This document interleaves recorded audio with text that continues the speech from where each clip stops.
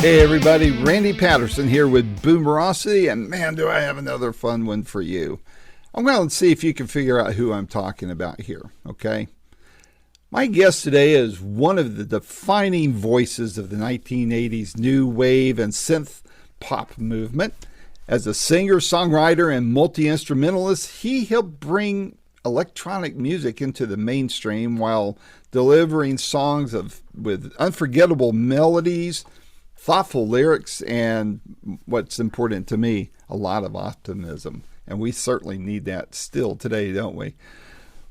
He burst onto the scene with his debut album called Humans Live. He quickly became an international star with hit songs like New Song, What Is Love, Things Can Only Get Better, and the one I really like is No One Is to Blame. Over the decades, and yeah, he's still very active, but over these decades, his music has continued to resonate with fans around the world, and he remains still a vibrant live act, still bringing the same energy and positivity to the stage. In fact, when I was researching all this, I saw where he did a performance on Jimmy Kimmel. So that's a pretty big deal and shows you what he's still up to. And right now, in this interview, he was in the middle of preparing for a short leg of Rod Stewart's tour. He's going to be opening for Rod in several stops of that tour. And in between those stops, he'll be performing solo gigs at different places. So we got to talk about that. We talked about a new live album. I say new, but it's actually from the vaults from back in 1983, just as he was breaking loose with his first single hits. And so that we talk about that a lot, and just what he's been up to lately. So while you're listening to this, if you don't mind, hit like if you're enjoying it. Subscribe to hear other interviews in the future, or to go back in and look at what we've done in the past. We're not going to charge you extra for it, but it sure helps us out a lot. And of course, if you know somebody in your spheres of influence who would like an interview like this or any of our others, please share this or the YouTube channel or the website, boomerocity.com, with those friends. We'd really appreciate it, and it won't cost you a dime. And so without any further... Hello Howard. Hi, How are you doing today? Yeah, I'm doing good, thank you. Yeah, great. Thanks. How are you? Good. Fantastic. Where are you clicking in from? I'm from Somerset in the UK. It's in the south. Oh, okay. All righty. Well, I am greeting you from the Smoky Mountains way down south. Some garage band used to sing about somewhere out in your neck of the woods. So, Great, brilliant. Well, thank you for joining me today, Howard. It's a thrill for me, and I know you've got a lot going on. So I will be. I do want to know how much time I have, because I want to make sure I don't overrun it. So how much time do we have this morning? I think we have like 20 minutes. Okay, fantastic. Okay? I can do it. Yeah. Yeah. So I think there must be something in the air over here, because you are the second synth keyboard pop player that I've interviewed in the last couple of weeks. I interviewed Thomas Dolby Great. a week or so ago. So man, this must be my groove right now. So but before getting into the meat of the matter, I got to tell you, I just recently watched a video on YouTube here in the States of your appearance at Daryl's house, and that was so much fun to watch. Did you have fun appearing on that, and what was that like for you? Yeah, it was really great. I've got to know Daryl, and it was brilliant, because it's like that show is about how musicians actually do it.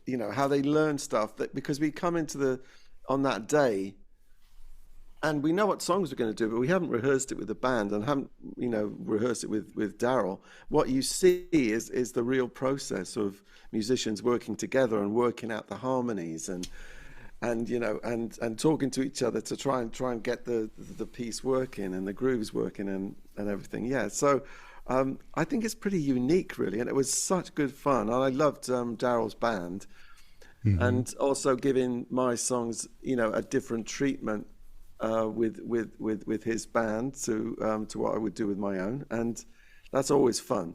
Always having another take on the songs. I agree. I mean, I've seen artists on there who the big one for me was Todd Rundgren, and they did a couple of different shows together. And you're exactly right, how they take the guest songs and kind of make them new again and that kind of thing. I always thought it was such fun. And when I saw that you were on there, I thought, whoa, this is going to be a treat. And I was right. So, well, yeah, it was great. It was great as well because I went through Daryl's entire catalogue, I think, his whole life's work, to find a couple of songs that I thought would work with me, and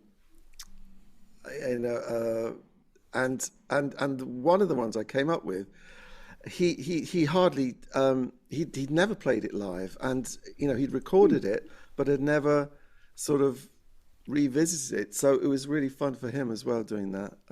How cool. Yeah, there was a guy, I'll mention this and we'll get on to your stuff, but there was a guy that appeared on there. Hardly anybody knows about him except in Texas, which is where I launched Boomerocity from, and is a great guitarist, acoustic guitarist by the name of Monty Montgomery. And part of his gigs, and they were always small gigs, Howard, but he did this great version of Sarah's Smile. Mm-hmm. And it came to Daryl's attention, and they had him come out, and that particular episode is a treat to watch. You might enjoy that if you haven't seen it already. But the guy's name is Monty Montgomery, great acoustic player, very low-key, very unassuming, but a lot of fun to watch. So, but, well, hey, before we talk about the tour you're about to go on, I want to talk about this new old live album. How do you want to tell me about that? Well, it was 1983, just before I did my first sort of big Top of the Pops show, and it was in the Marquee Club, and it was really fun because I actually remixed this myself. So, but it was like time travel, going back and remembering how it all started off, and as the one-man band and Jed and the things I used to say and the stories I used to tell and on stage, and the way that the audience and me had kind of grown up together. Mm-hmm. And they knew all the songs, they knew the catchphrases from the stories, and so it was a lot of fun. It's so raw, it's so raw and exciting. So I really enjoyed working on it, and it was just like I was back there at the Marquee in 1983. It was and I hope that's what people will feel. That's what it all started, and really enjoyed the project. What brought you to decide to do that? Well, it's just stuff that we didn't think about recording things in those days, but that show was recorded, and it was recorded on just onto a DAT, in stereo. So, but I was able to, with the technology now, you can separate things out and separate the drums and the bass and the vocals and everything, and then do a proper mix just from a stereo recording. So it's just what was, it was brought to my attention, and I listened to it. I thought, oh man, this has got such energy, and it was it's kind of a moment in history where my first single was just entering the top 40, and I was about to get Top of the Pops. So I announced that to the audience, said I'm going to be doing Top of the Pops next week, and so for me, it was like it marked a big moment in my career. Now, is that the one? Because I'd read a while back that there was a show you did at the Marquee where you were inviting label execs and such. So basically, kind of showcase. Is that the same show, or is that a different one? No. That was earlier on.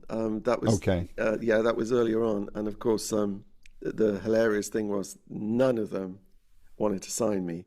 None of the publishers, none of the record labels. Well, they kind of lived to regret that one, didn't they? I think so. I think they did. Yeah. Yeah. Well, in the process of putting this, rediscovering this album and brushing it up and dusting it off to get it ready for release. Did doing that bring back any forgotten memories? It's like, oh my gosh, I forgot about this, forgot about that. Yeah, I mean, because it's, well, over 40 years ago, and it's like, it's like the equivalent of seeing an old photograph of you as a young person, and that, all the memories that flood back. But for me, it was like was very much to do with the sound and the music and what I was saying and the way I was playing, and the songs had not been recorded yet, so they were in their raw state, before we actually recorded the Humans Live album. So, and just to just to hear the interaction with the audience was I kind of, I've always wanted to do that. I've always wanted to engage with the audience, because I started off as a one-man band, and this is what that was, and you see the roots of it, because I have to program stuff between numbers, and what was really interesting is that the audience would recognize what song was coming up by the programming I was doing, because I had to programming the sequences. And couldn't surprise them. They would. But obviously that's not the song. It's just a sequence that goes underneath it, and they would recognize it. And so all little things like that, was just really fun to uncover again. Yeah, I can imagine. Were there any big surprises for you? Well, I suppose, I was surprised by how fresh it sounded, and how,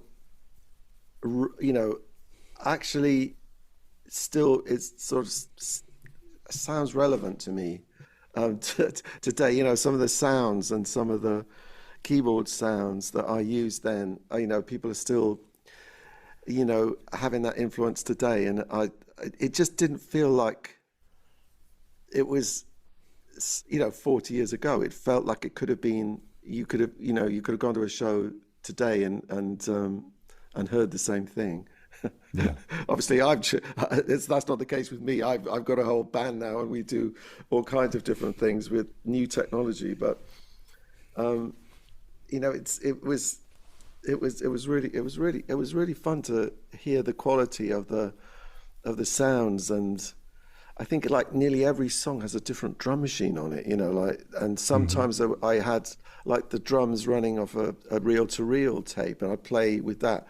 And then there'd be other bits that were on an 808 drum machine, and other bits that were on, the Simmons drums. And so there's like tons of variety. And I'd forgotten there was so much, wealth of different things going on. Yeah.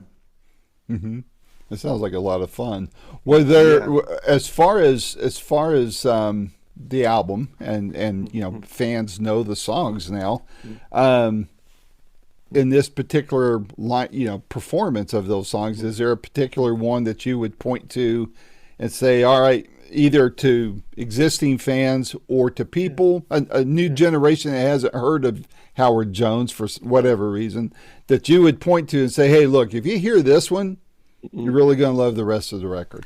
Yeah, I mean, I think it was very difficult choosing something, because I really liked all of them so much. But in the end, we chose New Song, because that was to me, obviously, that was the one that was going up the charts at the time, and probably the most recognizable in its raw form. Yeah.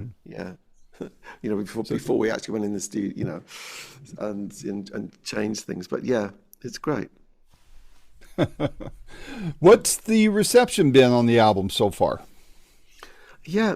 I mean, I think it's very much a fan's thing.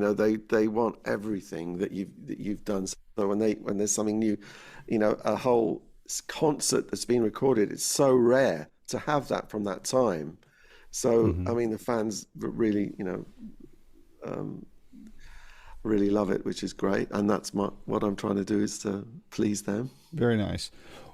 Segueing into the tour that you're about to participate in. After decades of being in music and seeing all the changes and all that, what still excites you most about creating music and performing today? Um, well, I mean, it is it is what I do. It's what I've spent my whole life trying to get good at. Live performance to me is the most thrilling thing you can do as a musician, and to interact with an audience, and every night it's going to be different, and every night it's going to be something surprising you, and um, I don't think that you can, I don't think you can get a bigger thrill really as an artist than playing in front of people who know your work and know the songs and are singing along with you. Um, I don't. I think that's the ultimate thing for me, and probably for most musicians, really. Yeah, to me, I can't imagine a bigger compliment than somebody paying hard-earned money Mm. to come hear you perform. I mean, Yeah, I have exactly. no idea what that's like. So, but to have for a fan, first of all, for somebody to be a fan, and then parting with their money to come see you. I mean, it's Mm. got to be a huge compliment and a great feeling to know that people are doing that. Yes, absolutely. So now you're about to do a handful of dates with Rod Stewart. How did that come about? Yeah, well, I've got to know Rod recently, sort of.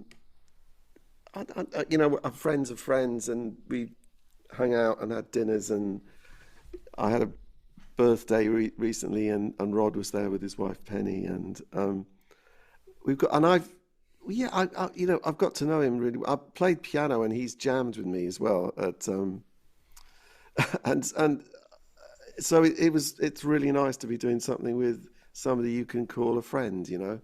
And Hmm. so yeah, so really, really, I've been a fan since I was a teenager.